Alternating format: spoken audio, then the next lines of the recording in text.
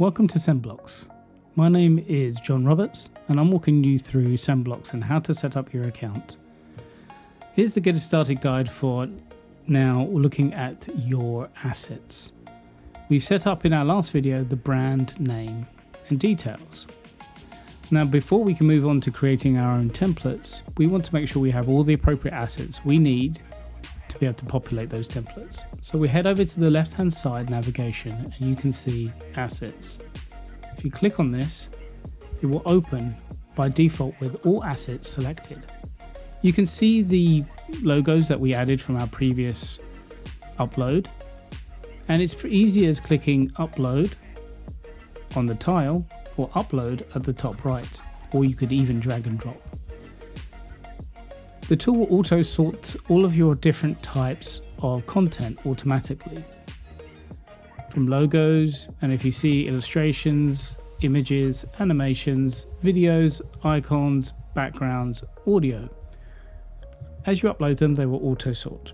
But if in any case you need to change that, you can reselect them yourself. In the bottom left hand side, when you click on assets, a little toast modal will pop up showing you how much space you have left. Now we haven't uploaded very much in terms of size, so we still have plenty. But for now, we need to add a few more assets as we go. So let's go to the upload to the right and then go to our demo organization. You can see here I have a folder called images and videos. This is a lot of what we will need to make our brand work. As you can see, it's uploading, showing a progression bar as it pulls in the different assets. There are some images, there are some photos, there are some videos in that. And this will go as fast as your connection allows. So giving it a few seconds as it pulls and uploads all the different assets into Sendblox.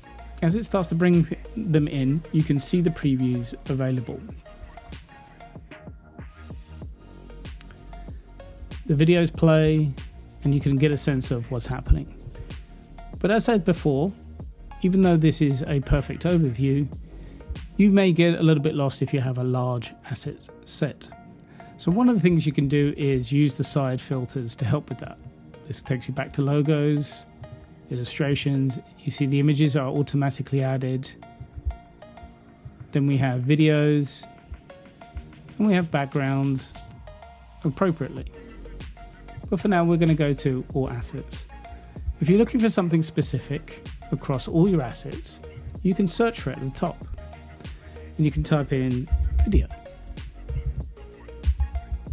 And it will shrink them down to what you're looking for. What happens when an asset you've uploaded moves to the wrong category for any reason? What you can do is you can preview the asset. So we'll look at this storefront here. And that gives you a nice big preview in the pop-up modal. You can zoom in and out if you're still not sure of what you're looking at. If you click the little pencil at the top right, it allows you to change the drop down to the different asset classes that it is. And it's easy then to move it into a different asset. It shows you the size, the dimensions, and the date. And any keywords. You can add any additional keywords. So in this case, we can add pod, brew, Japan, and that will help us searching later. We can say we're done editing and we can close the window. What happens when I want to delete content from my list? Well, there's a few different ways we can do that. So let's take this matcha and cake. Well, one of them is you can open and you can of course hit the delete function. That's a bit okay for one or two images, but what if you've got a few more that you want to get rid of? So to show that, you can click once to open it, or you can hold down Shift on your keyboard and you can select all the ones you wish to remove independently.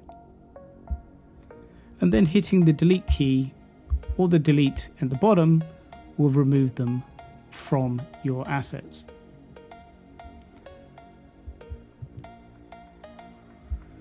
If you want to take out more than one or two, the other thing you could do is just a drag and drop and multi-select. You can do this and delete accordingly. And it will work across large data, like so. And we're back to an empty state. Now let's get all our contact information back in again. All of the information is going to be pre-uploaded again. And while that one's working, we can then jump over to the logos and bring those back in as well.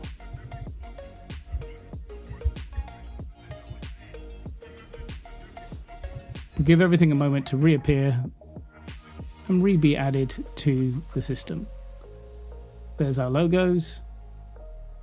And within a moment or two, all of our images, videos, and other assets will return as well. And as you can see, that can be quite quick in many cases. Now that you know how to upload assets and manage them, you're ready to take the next stage, which is starting to use them. So that's it for this stage around assets.